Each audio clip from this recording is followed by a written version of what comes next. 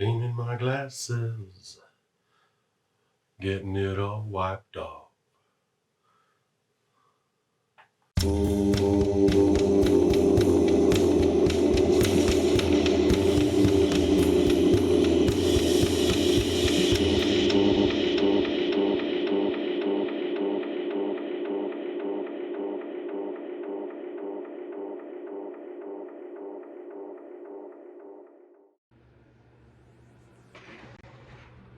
Hello, VC. Plastic Eric here. Plastic Sound Wave called here for a early fall edition of Collection Connection. The game is just an excuse to talk about music.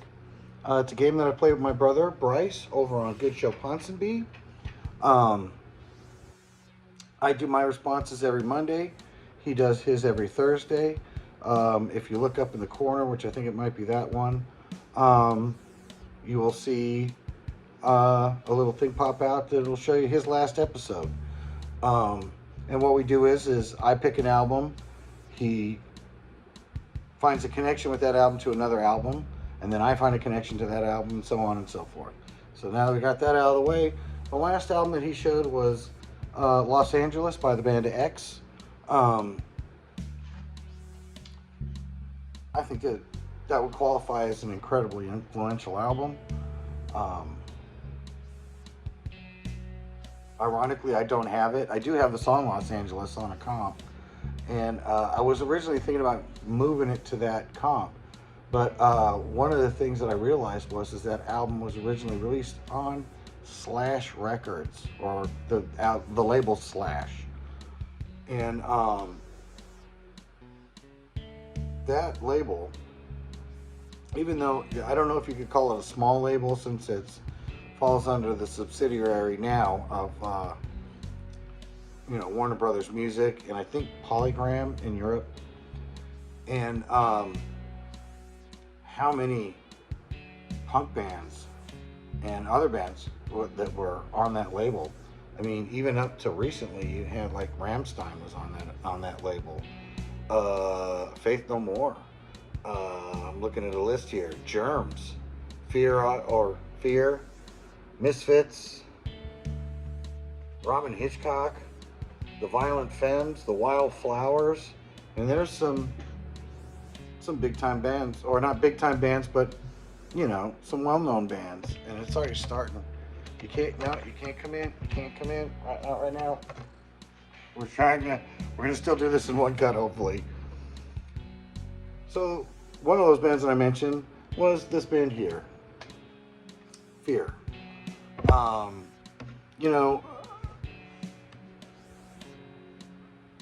X was kind of like the thinking man's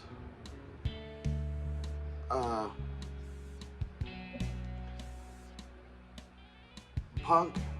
They were and they still are actually. Their last album that they put out is very good at painting a picture of something that's not necessarily pretty.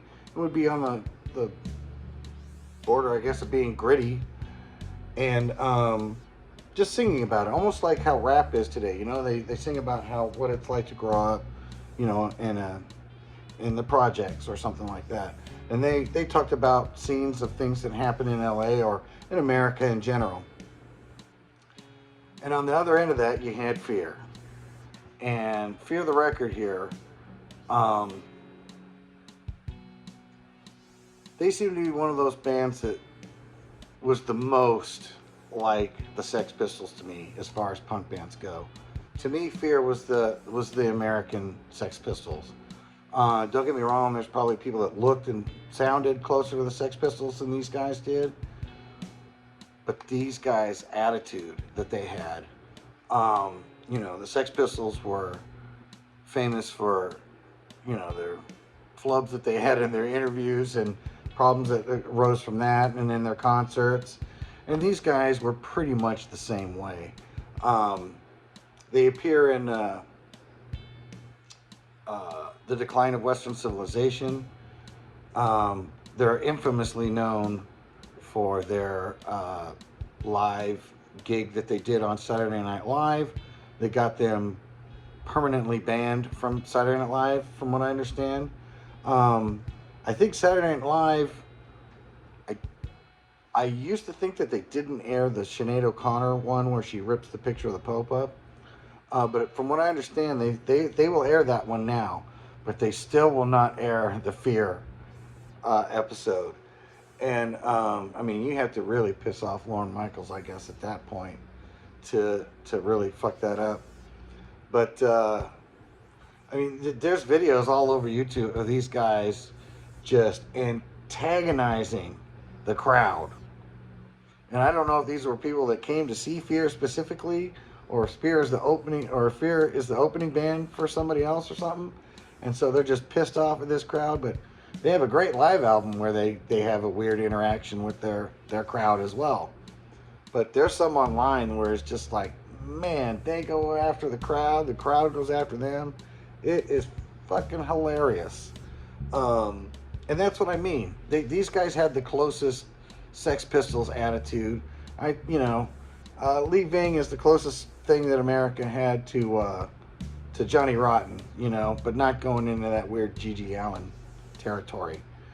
And I love this band. I've even got the CD version of this, and that's what you want to look for. If you go out and buy this album, you want it to look like this, where it says the record on the top, Fear. This shows you a good idea. It's in white, the record on top there. If that's in red or pink or anything, and it's in this shape, that's the version that you want to get. Now, if it looks like this, and it reads as the Fear record instead of Fear the Record, the Fear record, it's a re-recording of this album here.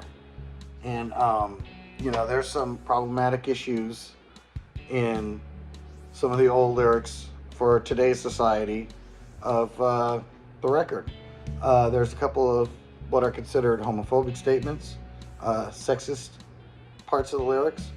And in 2012, Lee Ving went in with whatever the current lineup was and re-recorded all of those songs in a slightly different order on the album, and either changed lyrics or eliminated songs that he considered sexist or homophobic. Changed it for what the times are now. Wasn't favorably looked on by a lot of fans and a lot of critics. They kind of like that really, snotty attitude that they had towards society. And you can't blame Lee Ving, I think, personally. You grow up, same thing with, Johnny Rotten. He became Johnny Lydon, and in a lot of ways he grew up. In some ways he was still weird, but, these guys mellow out after a while. When you're in your 20s and you're doing all this crazy shit, you think you're going to live forever, until you probably hit like 40, 45, and then your body starts slowing down. And then by the time you're hitting 50 and up, you're really not feeling it anymore. You just want to kick back and relax. You don't want all this teenage angst. So that's my pick. Fear the Record. I have it on tape. I have it on CD. I haven't been able to find the record yet, but if I could, oh my God, that'd be awesome. So yeah, all kinds of stuff dealing with fear, because it's not just about the music. So until next time, bye.